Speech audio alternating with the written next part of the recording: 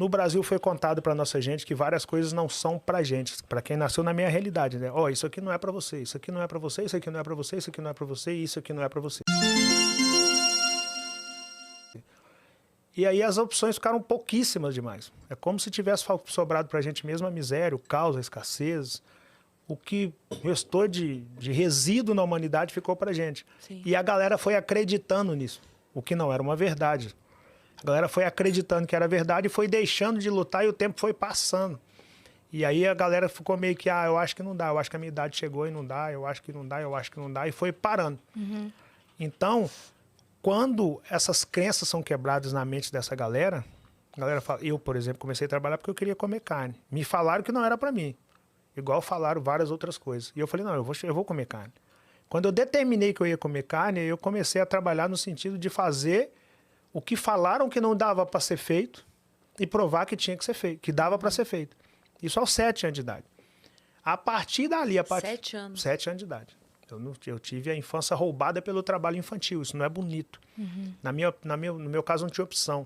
Era fazer ou fazer, não tinha outra opção.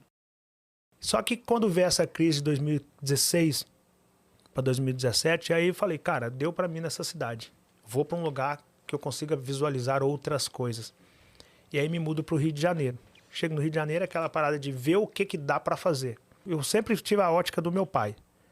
Eu vou para um outro lugar, quando a gente sente que saturou o que foi feito naquele lugar, deu, cumpri ali, fechei um ciclo, eu vou para um outro lugar e perceber o que dá para fazer nesse outro lugar. Aí eu fui para o Rio, cheguei lá, eu vi que tinha uns vendedores no trem.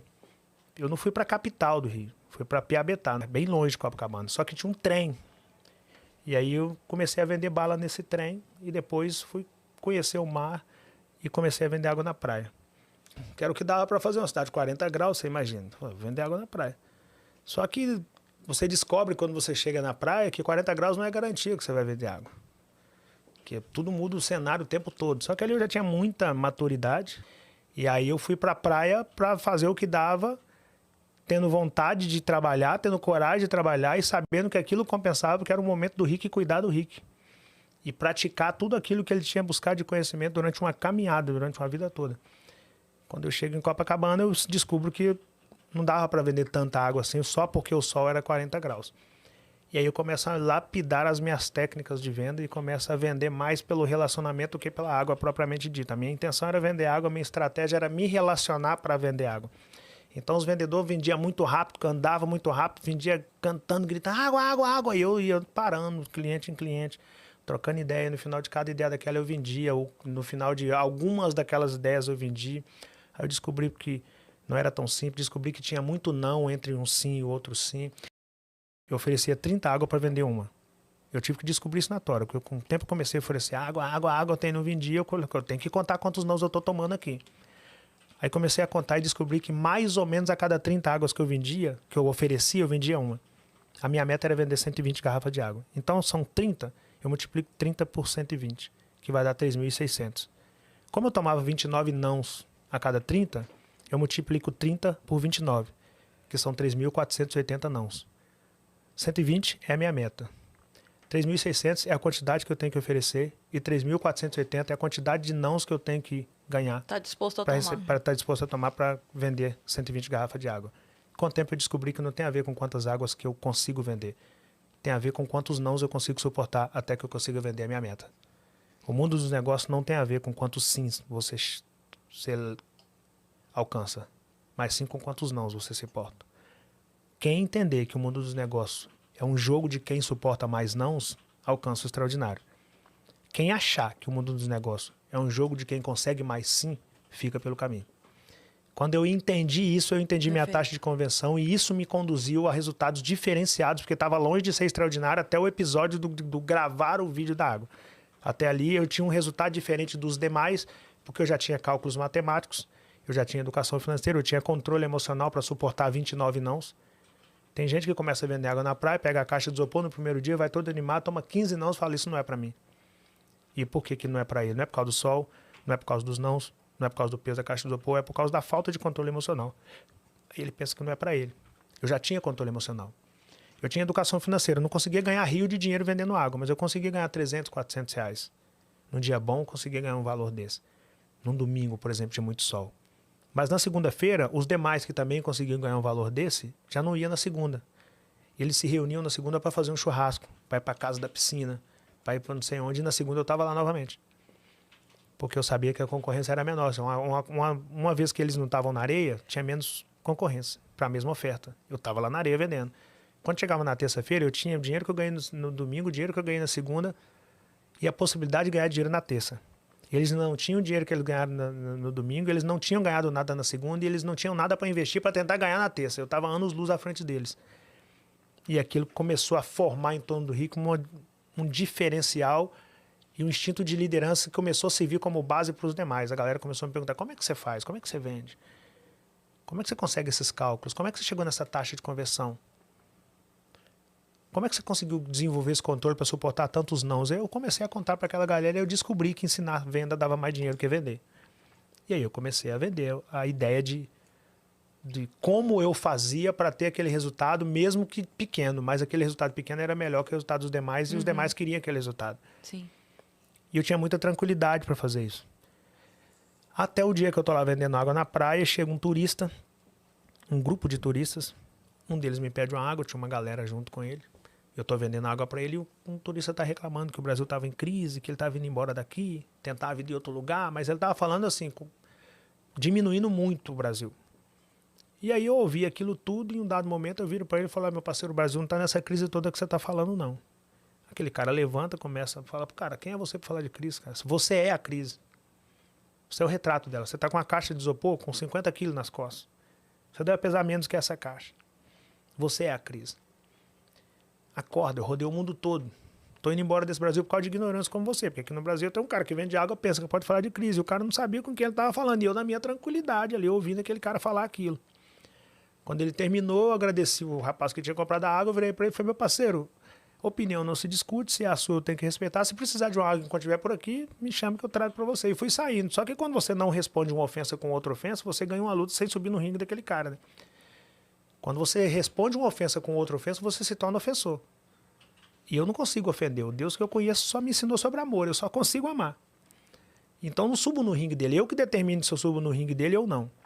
Como eu não subi, fui saindo, ele não aceitou eu sair, virou pro cara que eu vendi água e falou, esse neguinho pensa que pode falar de crise. Aí eu ouvi ele falando aquilo. Falei, quer saber? Eu vou falar de crise. O que eu mais enfrentei na vida foi crise. Não parei por nenhuma delas. Ok, não alcancei nada que pode ser considerado muito extraordinário, mas dentro do que eu me proponho a fazer e baseando do cenário que eu saí, eu já estou anos luz melhor do que eu comecei. Vou falar de crise. Aí fui para casa e gravei o vídeo que ficou conhecido como vídeo da água. Caramba. Através de um ato de preconceito de um cara que falou que eu não poderia falar de crise. Eu gravei só por causa daquele cara. Não era um cara que estava gravando o vídeo para que através daquele vídeo, se algo acontecesse...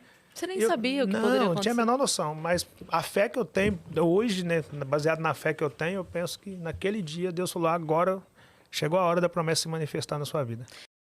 Eu costumo dizer que a vida é como se tivesse alguém com uma metralhadora, aquelas metralhadoras que joga bolinha de brinquedo, uma metralhadora te jogando limão. O tempo todo a vida tá te jogando limão, e você fugindo dos limão, que para você limão é amargo, limão não dá isso, limão não dá aquilo. E eu comecei a pegar esses limão e fazer minhas limonadas dele. Então, quando você entende a ótica de pegar limão que a vida te dá e fazer limonada, ao invés de reclamar que a vida está te dando limão, você entende a mágica de se alcançar o extraordinário. Que é olhar para onde está todo mundo olhando e chegar ao que ninguém conseguiu ver ali. Eu poderia voar naquele cara porque ele me chamou de neguinho que vendia água. Isso é preconceito que não sei o que, não ia resolver. Aparecer no jornal à noite e não ia resolver o meu problema. O que eu fiz com aquilo? Eu fiz daquilo uma oportunidade de mostrar para aquele cara que eu poderia sim ser um neguinho que vendia água com muito orgulho, inclusive. E falar de crise. Mas eu poderia também falar de crise. Eu poderia mostrar para ele que eu, apesar de estar naquele cenário, eu tinha conhecimento para estar ali. E pelo quão ele levantou a voz para tentar diminuir o que eu falei, eu mostrei para ele que ao invés de levantar a voz, muitas das vezes nós precisamos melhorar nossos argumentos. E aí eu tirei o argumento, saí da condição de vendedor e gravei um vídeo com argumento suficiente para mostrar para aquele cara que eu poderia falar do que eu quisesse, inclusive de crise. Então, aquele cara que, a princípio, tentou me diminuir, ele me deu um triplex. Ele me deu alguns imóveis em Belo Horizonte. Ele colocou minha filha em uma das escolas mais renomadas da América Latina. Ele me possibilitou ir em todos os continentes do mundo, em todos os estados brasileiros. Ele me deu várias capas de revista. Ele colocou 1 milhão na minha conta. Aquele cara não sabe o quão ele contribuiu comigo. Se não fosse aquele cara, talvez eu tava lá vendendo água até hoje. Sem demérito nenhum. Porque de vez em quando, quando eu tenho tempo, eu tô lá.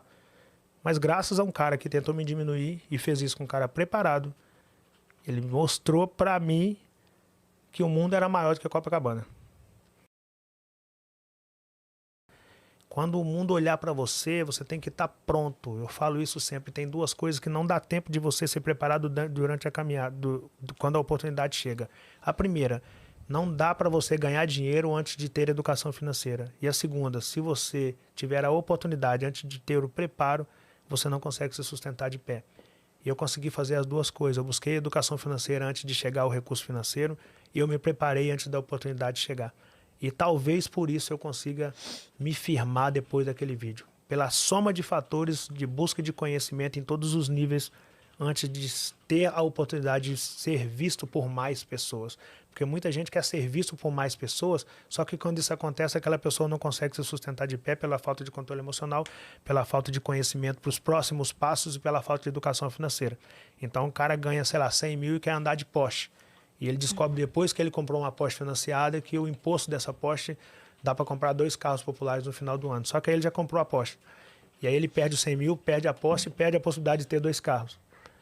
Porque ele não tinha educação financeira antes disso. E porque ele quer viver uma vida de aparência. Eu tinha tudo isso quando eu fui visto por mais pessoas. Então, quem consegue se firmar depois de ser visto por mais pessoas são as pessoas que se prepararam antes de ser vista por mais pessoas.